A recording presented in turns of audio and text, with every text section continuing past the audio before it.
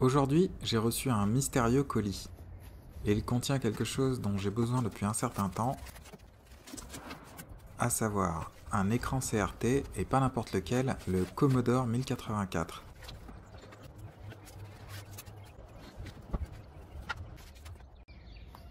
Et il va pas me servir que pour l'Amiga, il va me servir pour beaucoup d'ordinateurs.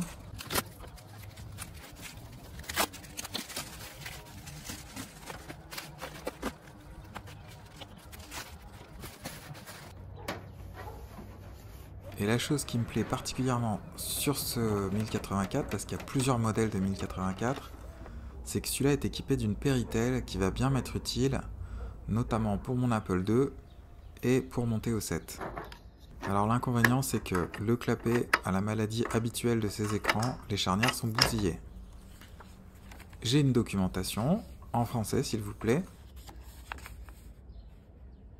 À l'arrière, il y a une entrée cinch vidéo jaune.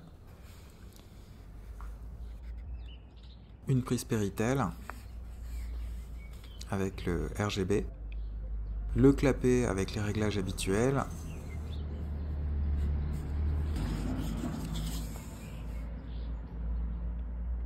Le volume pour les haut-parleurs. Et donc ça c'est l'arrière où on peut aussi régler pas mal de choses avec la prise Péritel et une entrée DIN RGB. Donc c'est un 14 pouces qui consomme 75 watts. Alors 75 watts, c'est pas négligeable parce que une télé qui fait 1,20 m de diagonale consomme autant. Et voilà, donc vous avez le RGB sur la prise Péritel, vous avez l'entrée DIN RGB également. Et cerise sur le gâteau, le schéma de la PCB.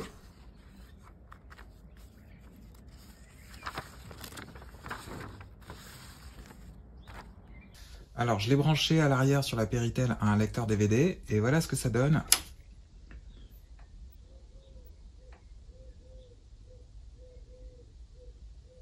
L'image est bien.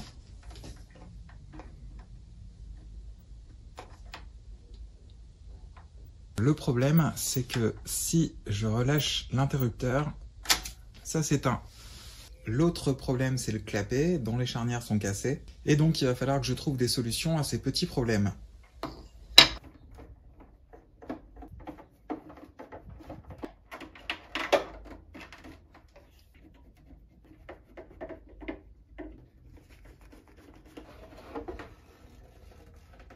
Le tournevis est relié à la masse de l'écran. Et ici, il y a la ventouse qui est reliée derrière à la THT, la très haute tension. Et là-dedans, il y a 25 000 volts. Donc, j'ai des gants. Je vais glisser mon tournevis jusqu'à atteindre le métal qui alimente l'écran. On va entendre le bruit d'un arc électrique. Voilà. Sous la ventouse, il y a une espèce de crochet qui alimente le tube. Et il faut pincer le crochet pour retirer la ventouse. Donc là, j'y vais. Voilà. Donc ici, hop. Premier truc, il faut appuyer là.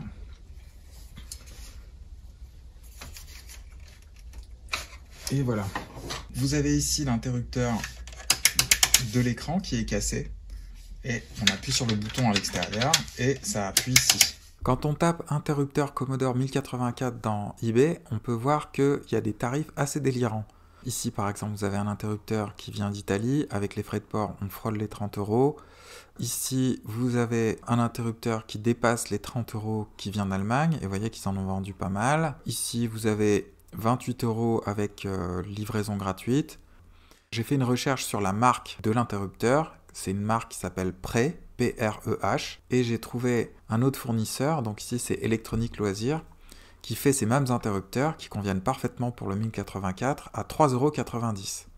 Donc au niveau des frais de port, ils sont un petit peu chers, c'est 5,90 €. Donc au total, ça fait 9,80 €. C'est quand même moins cher que les autres offres qui sont à 20 € de plus. Et donc maintenant, je vais mettre en place cet interrupteur neuf.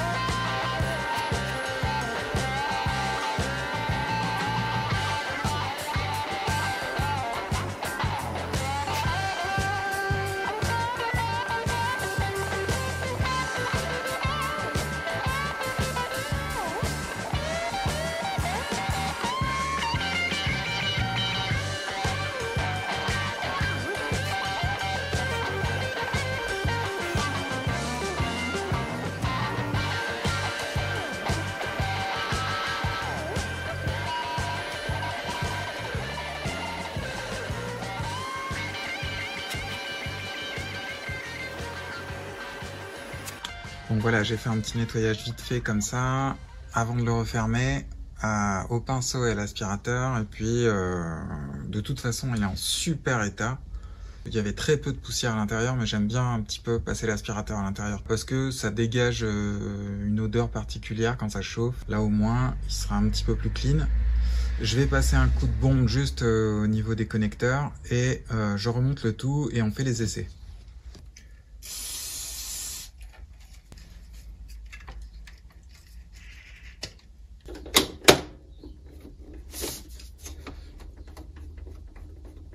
Les boîtiers de 1084 sont peints. Ici, là, c'est du plastique qui est peint.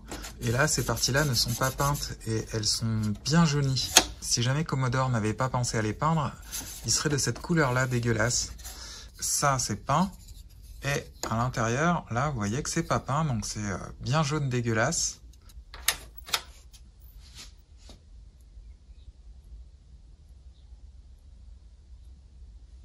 Bon, ça, c'est parfait.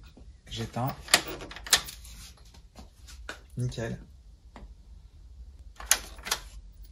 Et là, vous vous dites, ok, il a réparé son 1084, mais c'est dommage, il faudrait réparer aussi le clapet. Ben justement, j'ai une solution. Alors voilà un courrier qui vient d'Italie et c'est de l'impression 3D.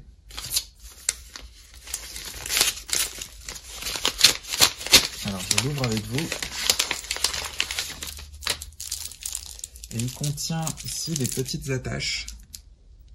Donc il va falloir que je coupe une partie ici et que je remette ça.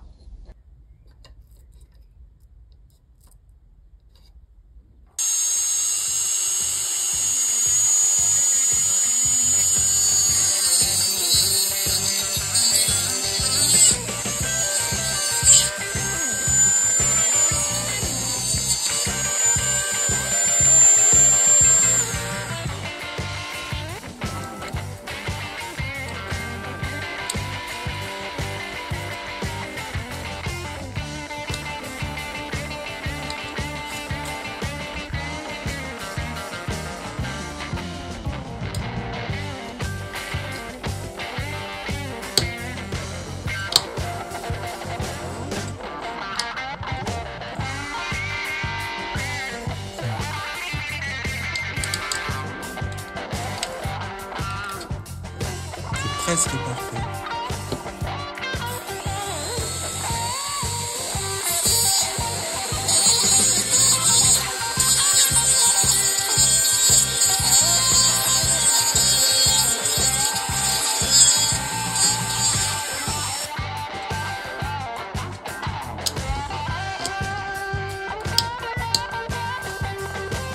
Ah ouais, alors là c'est vraiment parfait.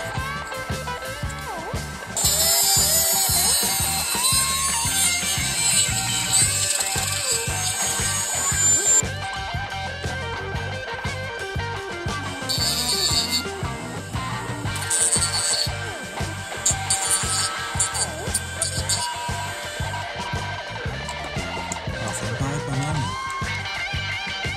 Il faut raccourcir encore un petit peu de ce côté-là.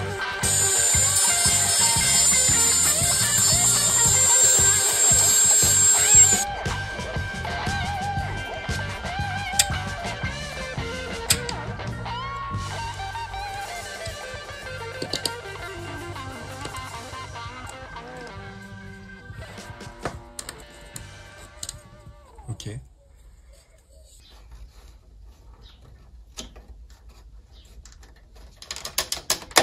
Ah, j'en ai mis une. Ah, j'en ai mis deux. Oh, c'est nickel.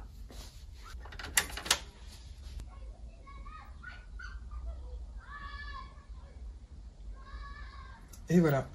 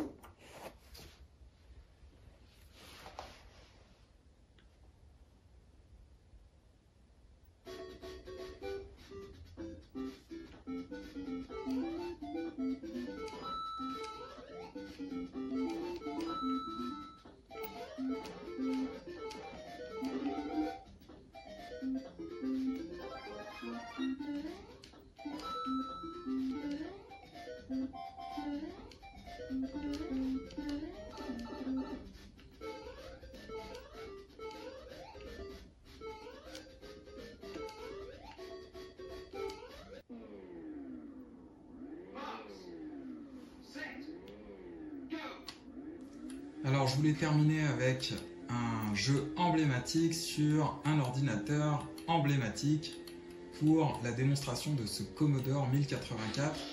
Et vous avez pu le constater, le Commodore 1084 ne sert pas qu'à afficher de l'Amiga, il sert à afficher bien d'autres ordinateurs. Celui-là est pourvu d'une prise Péritel, c'est pas le cas de tous les 1084. Certains ont juste l'entrée DIN RGB, donc après on peut l'adapter pour la Péritel. Mais c'est quand même bien pratique d'avoir une prise Péritel directement et c'est bien ce modèle-là que je recherchais. Il y a aussi l'entrée composite qui est de très bonne qualité et il y a toutes sortes de réglages pour adapter tous les ordinateurs qu'on branche. Donc il gère beaucoup de résolution, il s'adapte un petit peu à tout et c'est un écran d'une grande qualité qui méritait une petite réparation. Et maintenant, je vous dis à la prochaine vidéo. Salut!